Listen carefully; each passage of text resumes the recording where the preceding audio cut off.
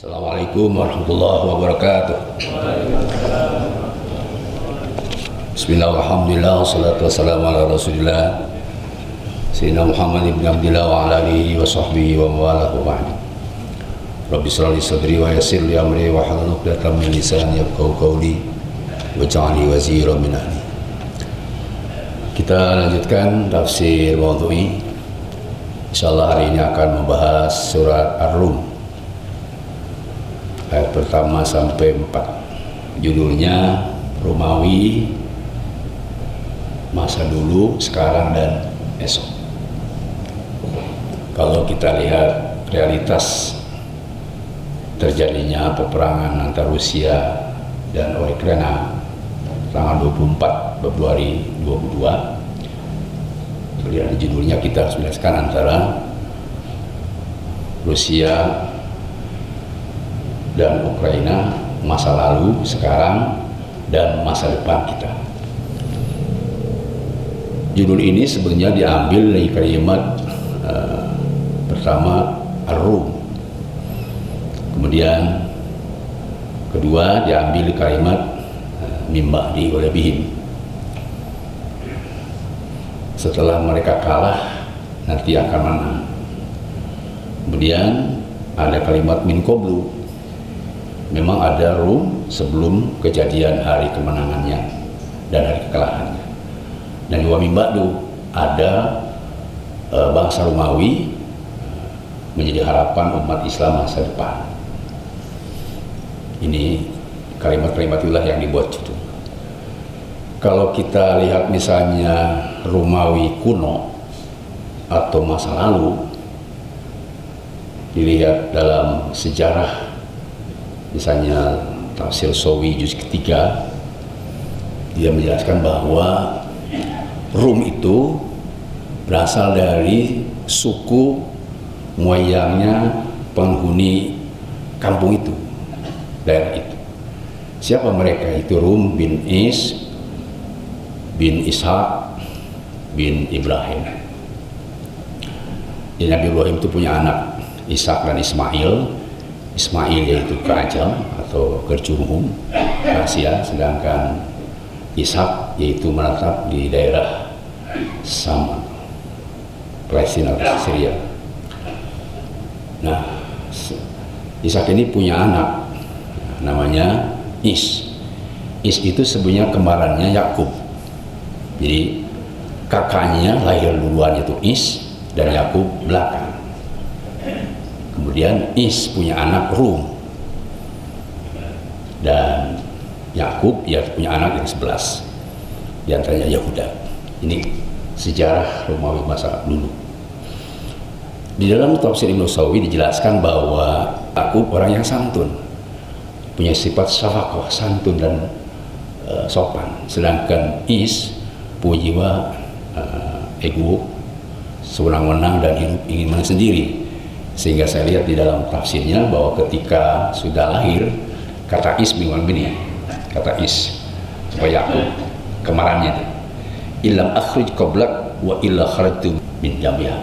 Seandainya aku tidak keluar lebih dulu, pasti aku keluar dari perut ibuku dari jalan yang lain, saking sombongnya.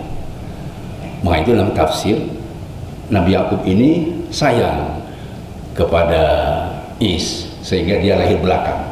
Jadi Yakub dikenal dalam sejarah Abal Anbiya. Seluruh para nabi di Bani Israel hampir ribuan itu dari keturunan Yakub. Sedangkan Is karena memang sombong dan ego sehingga menjadi Abal Jabbarin. Setiap penguasa yang zolim, yang biadab dan dahsyat untuk merusak dunia itu pasti dari keturunan Is. Is itu pun anak namanya Rum. Ini dalam tafsir Sawi seperti itu.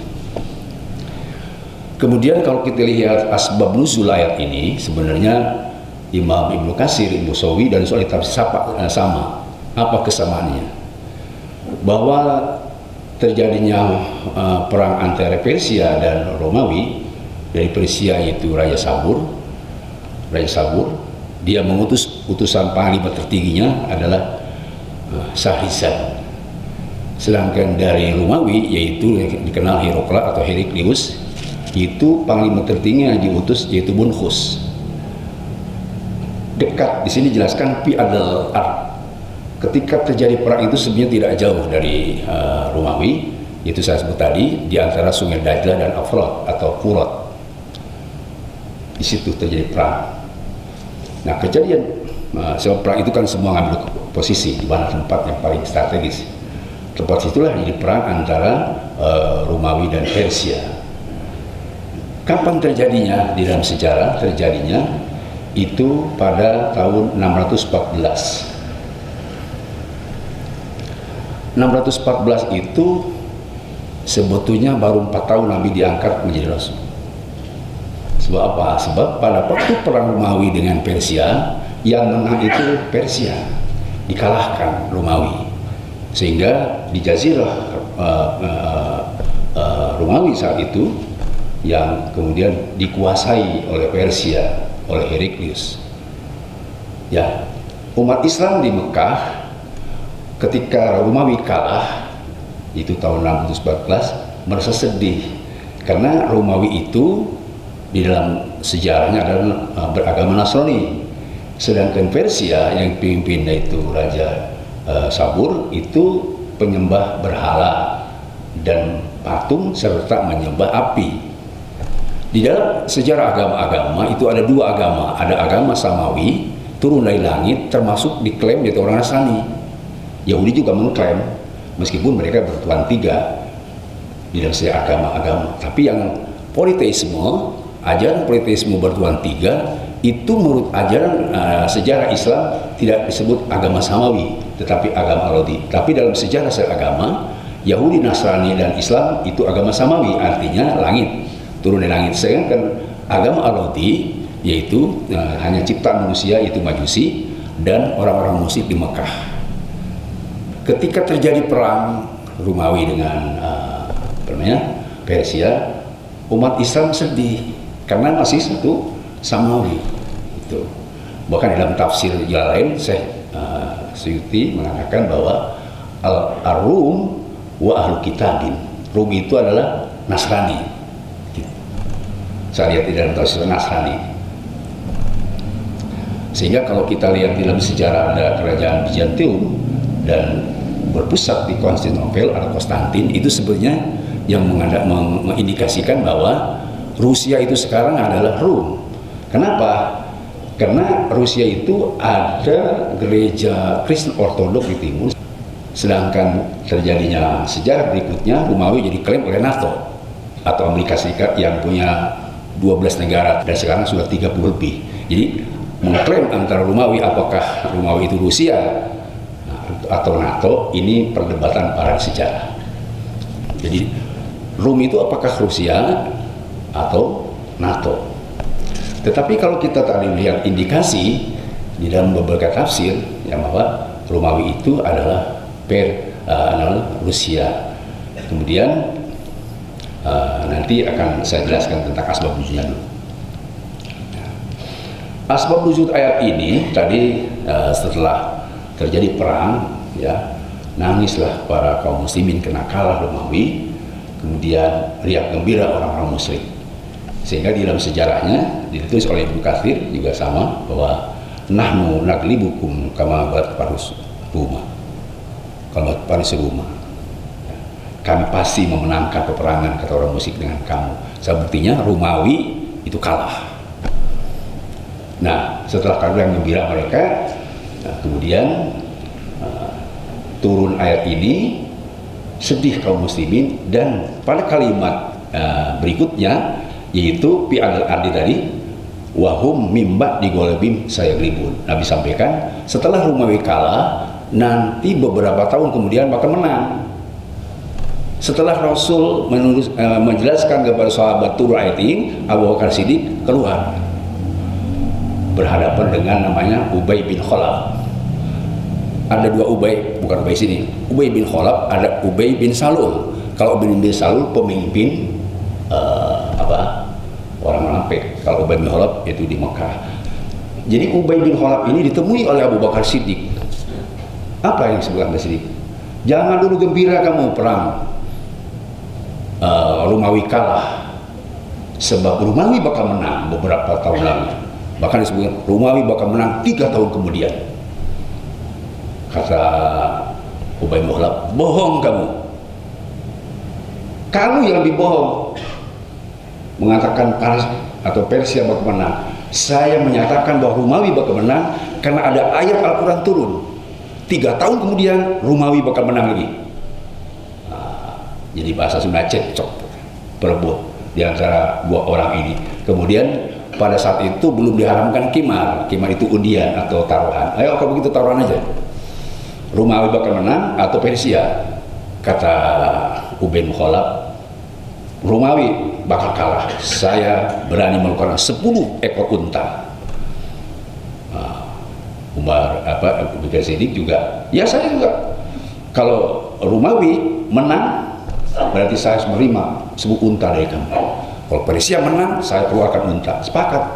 Itu undian, ya, di taruhan. Setelah begitu, Abu Bakar Siddiq menemui Rasulullah SAW. Ya Rasulullah, tadi saya mendengar tapi dengan Ubay bin Khalaf, dia menyatakan bahwa Romawi tetap bakal menang. Tapi saya sampaikan seperti apa yang difirmankan Allah, Romawi bakal menang 3 tahun kemudian. Sama Nabi, bibit isinin itu bukan 3 tahun, itu antara 7 dan 10. Salah persepsi kamu. Itu kata Nabi. Coba sampaikan ke sana. Ke Ubay bin Khalaf. Begini aja, Nabi harus strategi perang. Ubay bin Khalaf itu senang duit. Bilangin tambah kali 10. Pokoknya taruhan tadi saya tambah unta dari 10 jadi 100. Tetapi amat dakubul ajal, ditambah waktunya bukan 3 tapi 10. Datanglah Abu Bakar kepada Ubay bin Khalaf. Pasti kamu sedih ya? Bahasa apa? Sedih ya kamu? Oh enggak, saya senang loh bakal dapat unta 10. Begini, kalau 10 kecil 100, saya jadi 100 untanya. Oh, tambah senang Ubay bin Khalaf. Tapi, ada tapi, itu tadi 3 tahun nggak jadi, 10 tahun. Jadi ditukar. Oh, gembira senang. Ubay bin Khalaf itu mau dapat 10 jadi 100. Tetapi dirubah waktunya, bukan 3 tahun setelah Romawi kalah, tapi 10 tahun Romawi kalah bakal menang. Gitu. Udah, ketika Abu Bakar Siddiq mau keluar, tarik, jangan keluar dong kamu. Siapa tadi yang bakal tanggung jawab kalau kamu keluar? Kalau kamu ke Makkah, siapa yang tanggung jawab? Ada saya punya anak, Abdullah bin Abu Bakar. Nih, anak saya yang bakal ngasih 100 unta.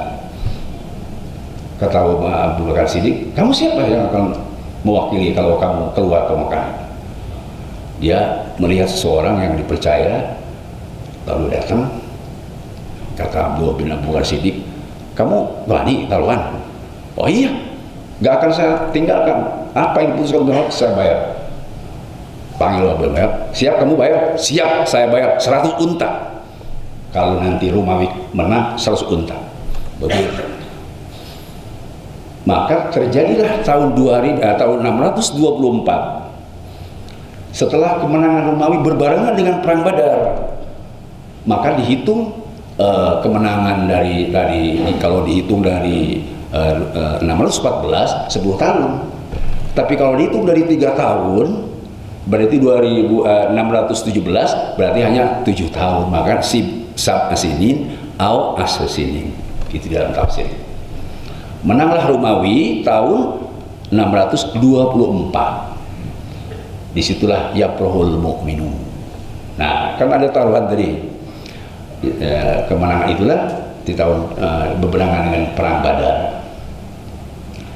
Lalu Abu Bakar Siddiq menyampaikan kepada Rasulullah bahwa di Madinah ketika sudah kemenangan, Ubay bin Khalaf mau ke Mekah karena sakit. Disampaikan kepada Rasul, Ubay bin Khalaf sudah meninggal karena pernah kau pukul ya Rasulullah, dia luka. Luka itu tidak pernah sembuh, seperti diabetes. Lalu dia sudah mati sekarang. Dan saya mendapatkan imbalan 100 unta. Mau diapain ini ya Rasulullah? Karena menangkan taruhannya. Maka Rasulullah sampaikan, sodakohkan oleh kamu wahai Abu Bakar Siddiq. Ini sejarah Pak namanya. Saya kira ini nanti dikaitkan dengan sejarah Romawi masa lalu. Baik, sekarang kalau kita lihat bagaimana Romawi sekarang atau disebut dikonotasikan dari Rusia, saya kira Bapak semua, saya harus menjelaskan tentang kekiniannya. Ya, apa itu Rusia? Rusia itu adalah dulunya Soviet, kemudian ada beberapa negara bergabung, di antaranya Ukraina dan Chechnya, yang kita kenal banyak sekali. Chechnya itu presidennya Ramadan itu Muslim yang hafal Quran, punya anak 10 tahun usia hafal Quran, ahli ibadah. Dia usianya masih sekitar lahir 76, saya lahir 60 tahun beda mas saya, sekitar 45 tahun usia sekarang. Dia membela dan ikut kepada Rusia. Sedangkan Ukraina, ini dia sejarahnya, dia tidak ikut kepada Rusia.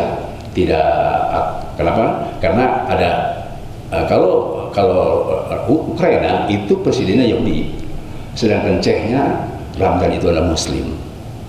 Di dalam peperangan dunia ini ada sebut kita kenal piagam PBB.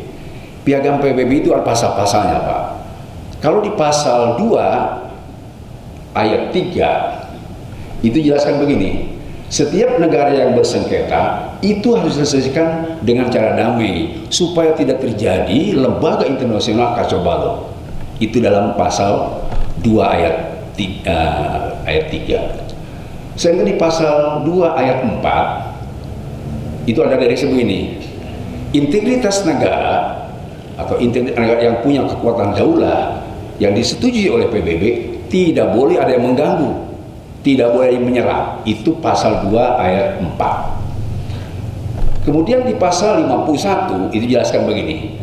Setiap negara tidak boleh melakukan perlawanan, artinya tidak boleh menyerang, kecuali kalau dizolimi atau dikhianati. Jadi di pasal 51 itu sebetulnya mengkaitkan dengan membela diri. Jadi kalau perang itu membela diri. Bapak semua, jauh sebelum piagam PBB yang ditandatangani kepada bangsa-bangsa, Al-Quran sudah lebih dulu menjelaskan tentang itu. Misalnya begini Pak, tadi kan kalau pasal 2 ayat 3 itu menjelaskan bahwa kalau yang sengketa, yang perang itu harus diselesaikan dengan cara damai. Kita lihat surat Al-Hujurat ayat 9. Wa in ta'ifatani minal mu'minin itu lupa. Wa in ta'ifatani minal iktatalu fa'aslihu bainahuma. Kalau ada dua kelompok mukmin yang berperang, bersengketa, itu harus didamaikan. Itu. Jadi sama tadi dengan PBB, ya, ada piagam PBB. Jadi kalau ada dua negara bersengketa harus diislamkan sama. Jauh sebelum PBB MUA sudah ada di Quran surah Al-Hujurat. Meskipun di situ wa in ta'ifatul mu'minin, artinya kalau lihat surat surah Al-Isra ayat 70, kan itu tidak setiap mukmin yang bersengketa. Bisa saja mukmin, artinya kewajiban umat Islam tetap harus memberi perdamaian. Itu. Ya, ini kaitan dengan tadi Pak peperangan. Kemudian di situ Pak Inbagot ihdahuma, sudah diselesaikan lalu dia menyimpang zalim lagi, maka pakotil ladzi tabghi hatta Allah, maka harus diperangi orang yang zalim sehingga dia kembali kepada Allah. Pak infa'at, nah kalau dia sudah kembali, Pak aslihu bil adli waqsitu, maka harus didamaikan dengan cara adil dan perikemanusiaan. Makanya dalam Pancasila ada perikemanusiaan yang adil dan beradab. Itu sebenarnya i'dilu waqsitu. Jadi ada di Qurannya. Itu ya. Baik, kemudian kalau kita sekarang misalnya melihat kondisi, apakah Rusia ini menyerang? Tentu saja dalam perang itu pasti sini bela diri. Mereka tetap, saya yakin Rusia tahu tentang piagam PBB, Ukraina tahu, semua bangsa di Indonesia juga tahu tentang piagam PBB. Artinya perang itu dibolehkan kalau membela diri, yaitu di piagam PBB pasal 51. Kalau sebut tadi piagam itu piagam PBB 51 perang itu membela diri, kan sama. Sebelum PBB membuat pasal 51 sudah ada di Quran. Itu surat Al-Hajj ayat 39. Coba apa surat ayat 39? Nah, awalnya apa? Udina lilladzina yuqataluna bi'annahum zulimu. Diizinkan lilladzina bagi siapa saja orang berperang, diizinkan, dibolehkan. Bi'anam dulimu, karena dia sudah didolimi. Artinya surat Al-Hajj 39 sama dengan piagam PBB 51, yaitu perang itu membela diri. Semua juga sama, membela diri. Kalau misalnya sekarang kita lihat Ukraina, kenapa mereka ya Ukraina dulu deh, yang presidennya Yahudi, kenapa mereka berani menyerang dan mulai perang melawan Rusia? Sebab perpecahan Soviet itu wajarlah, kalau bahasa kita wajarlah. Saya masa terus induk ke Rusia, saya juga ingin kenal bangsa-bangsa lain, saya ingin dibantu sama Amerika, sama Inggris, biasa begitu, ke NATO. Kira-kira begitu alasannya, membela diri. Kenapa? Karena saya juga harus mandiri gitu, kira-kira gitu. Sekarang Rusia, kenapa mereka menyerang? Bayangkan, bangsa Rusia banyak di Ukraina, kemudian bekas pecahan Soviet dan tetangga paling dekat. Ya wajarlah kalau menurutnya dia membela diri, saya harus menyerang, pembelaan diri. Kenapa? Sebab diindikasikan orang Ukraina itu ikut ke NATO. Sehingga kita tahu sejarah NATO itu bagaimana sejarah NATO. NATO didirikan, organisasi NATO didirikan itu karena untuk melawan agresi waktu itu masih Uni Soviet, supaya mereka tidak kalah Uni Soviet, dibuatlah NATO. Wajarlah kalau sekarang Rusia mereka melakukan perlawanan, sebab tidak mau Ukraina masuk ke NATO. Harusnya kan masuk ke Rusia. Kalau sekarang semua ke NATO, misalnya Ukraina ke NATO, kemudian Chechnya ke NATO, nanti tinggal seorang di Rusia. Jadi semua juga melakukan dan mengamalkan pasal 51 dalam peperangan. Semua adalah menurut surat Al-Hajj ayat 39 adalah membela diri. Gitu Pak. Nah kemudian kalau tadi di pasal ayat 2 pasal 2 ayat 4 itu kan bahwa integritas sebuah negara tidak boleh ada yang mengganggu. Nah ini kemudian diadakan lobby-lobby supaya sebuah negara tidak boleh ganggu. Semua juga ya yang melakukan itu. Kita melihat satu negara yang sudah daulat tidak boleh ganggu, makanya kita punya undang-undang tersendiri, tetap sebagai bantuan. Adapun masalah yang dibantu oleh kita, apakah kafir atau muslim, kita tidak pakai itu, tapi kita pakai surat Al-Isra 70. Apa Al-Isra 70? Kemanusiaan. Walaqad karramna bani Adam, sungguh kami telah memuliakan manusia Bani Adam itu. Wa hamalna fil barri wal bahri, dan kami telah pikul manusia kafir muslim satu mobil, muslim sama kafir satu kereta, muslim sama kafir satu pesawat, sama. Fil barri wal bahri, muslim dan kafir satu kapal laut. Bahkan warazaqnahum thayyibat, semua merasakan enak makan, sandang, pangan, papan, sama. Bahkan wafadolnahu miman khalaqna tabdila, kami setelah muliakan dan telah utamakan manusia miman khalaqna, dari makhluk hidup yang makhluk hidup yang hebat sekalipun tetap manusia punya kelebihan. Itu menurut surat Al-Isra. Jadi saya kira Bapak semua, kita kalau melakukan tindakan itu ya karena kemanusiaan. Maka yang paling aman negara di dalam peperangan itu adalah pakai opsi absen. Tidak boleh kita dan itu sudah deklarasi kita ya. Jangan jangan pro sana sini. Ya, dulu istilah non blok, istilah zamannya Pak Harto, dan istilah Pak Karno ada opsi absen ya gitu. Kenapa? Karena kita juga harus lihat sejarah. Kalau sekarang ada orang Indonesia yang mendukung ke Rusia, itu kan sejarah. Dulu ketika kita merdeka yang mendukung siapa? Rusia. Dan kenapa disinyalir kalau ini terus perang bakal jadi perang ketiga? Memang mengerikan. Sebab kalau perang dunia ketiga itu kan saling bekot.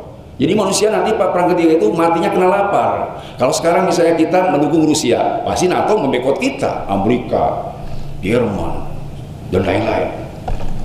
Kalau kita mendukung NATO, maaf, nanti kalau kita ingin punya pesawat, ingin punya rudal yang kuat, ya nanti Rusia gak akan ngasih.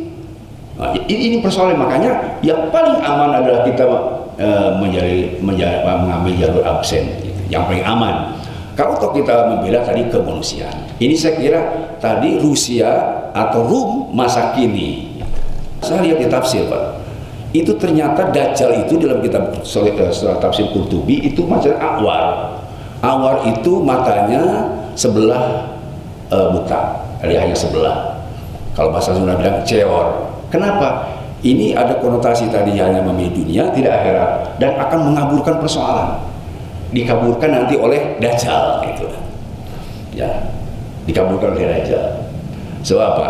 Ini nanti bagian ketiga. Makanya saya perlu menjelaskan ke Bapak, bagaimana setelah kejadian perang ini. Kalau saya lihat dari Albert Einstein, dia mengatakan bahwa perang dunia ketiga keempat mengerikan. Tidak tahu saya kalau sampai terjadi perang dunia ketiga, apalagi keempat. Sebab di perang dunia ketiga, apalagi perang keempat, itu hanya menggunakan tongkat dan menggunakan batu. Padahal kalau saya lihat itu dunia setelah terjadinya perang sekarang, itu ada hadis, Pak, ya. Saya akan baca hadis yang mungkin bisa dijadikan yang ketiga. Di sini tasalihuna rum sulhan amina wa taghzuna antum bahum aduwwun bi waraihim wa taslamun wa tagnamun thumma tanzaluna bi marahil batul fa yakum rajul minar rum fa yarfa'u salih fa yaqulu ala ghalabas salih ala ghalabas salih ala ghalabas salih wa yakum rajul minal muslimin fa yaqtuluhu fa yaqul ala ghalaballah. Fa inna dzalika taqlibul rum wa taqulul malaim fa yasamiuna ilaikum fa yatuna bisamaniyati rayatin ma'qul rayatin asu alafin. Ini nanti gini, Pak. Umat Islam itu bakal mendukung Rum, gitu. Bakal mendukung Rum ketika peperangan. Perang padahal wahum aduun, yang ditemani itu musuh. Yang didukung di aliansi kita itu musuh, sabda Nabi. Kita akan perang di belakang mereka. Taslamun, kita selamat. Tagnamun, kena perang kita menang, mendapat ganimah. Tetapi sumatan ziluna di marahim, betul. Kita akan di umat Islam di satu tempat yang di situ subur. Kemudian payakum rajul rum. Setelah menang dari Romawi itu yang berdiri seorang laki-laki ngomong gini, Allah golebal Rum, menang Rum. Maka kalimatnya Allah golebal solid, salib menang. Padahal perangnya bareng sama kita. Wa yaqumu rajulun minal muslimin, lalu ada seorang muslim yang bangkit, dibunuh itu orang yang mengatakan salib benang. Maka fa inna dzalika yaqubur Rum, jadi pecah kongsi, tapi kemenangan dari Rum. Sehingga takunul malahim, akan terjadi perang besar. Jadi yang tadi teman jadi musuh. Itu, Pak. Akan terjadi begitu. Teman tapi jadi musuh. Makanya payadamilaikum payatuna selasi roya, mereka akan membawa nabi sama diroya 8 bendera yang mungkin partai atau apa atau grup, tapi kulirsa alapin, setiap roya itu ada 10.000. Jadi mereka bawa 80.000 pasukan menyerang kita, padahal hanya teman. Ini kalau kita kaitkan dengan hadis ini, apakah sekarang ini masuk kepada perang dunia ketiga keempat? Belum tentu. Sebab indikasinya teman kok jadi musuh. Padahal kita kenal di dalam sejarah Islam yang harus dipertahankan. Nanti kita akan bersama-sama perang, Pak. Namanya Malhamatul Kubro. Jadi ada perang, ada Malahim itu Malhamatul Sugro.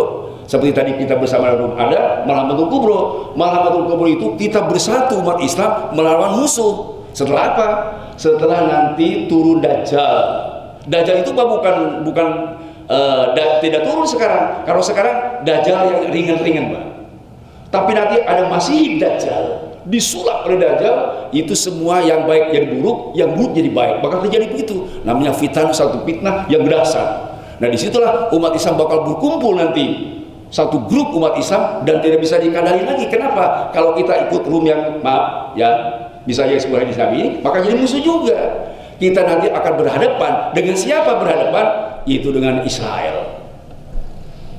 Dan itu yang disebut oleh Nabi sama Albert Einstein itu, kita akan perang hanya kayu dan batu. Kenapa? Karena orang Yahudi itu ngumpet di kayu. Jadi kayu memberitahu tuh musuh. Apa ditangkap, apa dipukul, tapi yang jelas batu dan kayu akan memberitahu musuh di situ. Itu hadis Nabi-nya. Nah, adapun di Malhamatul Kubro, Malhamatul Kubro itu perang yang besar, yaitu kita hanya melawan orang Israel dan semua Muslim. Kapan itu? Wallahualam. Itu akan terjadi. Namanya Malhamatul Kubro. Sama dengan Dajjal Sugro, Dajjal Kubro. Kenapa? Karena dalam keyakinan umat Islam, nanti setelah Dajjal itu dibunuh dan maaf, itu nanti datanglah Nabi Isa alaihissalam. Kalau sudah Nabi Isa alaihissalam, itu sudah di bawah satu komando. Waktu perang kita melawan Dajjal di Bahabu Kubro, itu di dalam hadis Nabi, itu akan ada dipimpin satu imam. Imamnya satu, yaitu umat Islam. Siapa imamnya? Menurut hadis Nabi, Imam Mahdi. Jadi kita akan dipimpin oleh Imam Mahdi. Benuh Dajjal, kemudian nanti ada Bahabu Kubro, kita semua umat Islam kuat, dan yang diserang Israel. Disinilah nanti turun Nabi Isa. Setelah Nabi Isa, maka dunia dikuasai oleh umat Islam. Ajarannya adalah ajaran Muhammad SAW, tapi nabinya adalah Nabi Isa. Itu Pak, nanti amanlah dunia dari Masyrik sampai Maghrib, pokoknya aman sedunia ini. Sebab apa? Dipimpin oleh nubuah kenabian Nabi Isa alaihissalam. Maka nanti setelah aman, Muslim kafir kumpul di situ, kita damai dan semua aturan Islam dipakai. Kemudian muncul ayat yauma yunfau fis-sur fasaiqum man fis samawati wal ardh. Ketika Nabi Isa memimpin dunia, kemudian muncul yaitu kiamat kubro. Malaikat Israfil disuruh untuk meniup sangkakala, fasaiqum man fis samawati, maka kemudian berjerit semua manusia sedunia, lalu mati umat Islam. Yang tersisa orang kafir. Jadi yang merasakan kiamat itu bukan kita. Sejarah yang sekarang terjadi di Indonesia itu bukan apa malhamatul kubro, malahim. Malahim itu hanya gejolak besar, yaitu disebut perang dunia ketiga. Nanti akan embargo di mana-mana, sehingga manusia kalau terjadi ini terus menerus tidak ada kesadaran dan tidak ada upaya bebas aktif. Bebas aktif kita bebas tidak ikut pro Rusia dan tidak NATO, tapi aktif kita mencari solusi, yaitu seperti surat Al-Hujurat ayat 9. Solusinya apa? Solusinya maka harus dengan damai, seperti yang disebut pada pasal 2 ayat 3. Ketika satu integrasi negara, yaitu tadi tidak boleh diganggu, dan di pasal 2 ayat 3 harus diberikan solusi damai. Makanya saya sarankan kepada seluruh bangsa di dunia untuk Rusia dan Ukraina, kita sudah bebas dan aktifnya cari solusi, lobby supaya mereka apa? Satu, mereka harus berhenti, yaitu gencatan senjata dan damai. Gitu. Sebab setelah perang dunia kedua Pak, menurut PBB itu tidak boleh ada perang kecuali dua. Satu, perang itu menjaga diri atau mempertahankan negara dan bangsanya, dan kedua setelah disetujui oleh PBB. Nanti setelah umat Islam bersatu ada imam. Jadi nanti umat Islam bersatu, disetujui oleh imam, cari imam perang. Ketika sudah ada Imam Mahdi, di situ pemimpin kita, dan kita akan Muhammadul Kubro. Insya Allah kita nanti dihidup bersama-sama di bawah pimpinan Nabi Isa alaihissalam, berdasarkan syariat Nabi Muhammad SAW. Dan kita akan berakhir kiamat, kita mati di waktu saat pertama, dan saat kedua kita sudah bangkit bersama-sama semua dari orang kafir, dan insya Allah kita selamat di masa, selamat masuk surga. Amin ya rabbal alamin. Terima kasih Pak, mudah-mudahan manfaat. Sebab ini perlu diungkap oleh saya tadi, sejarah Romawi masa lama sudah, masa sekarang, dan ada masa akan datang. Mudah-mudahan kita oleh Allah diselamatkan dunia sampai akhirat. Subhanakallahumma wa bihamdika asyhadu an la ilaha illa anta astaghfiruka wa atubu ilaik. Wassallallahu alaihi wa sallam Muhammadin walhamdulillahirabbil alamin. Assalamualaikum warahmatullahi wabarakatuh.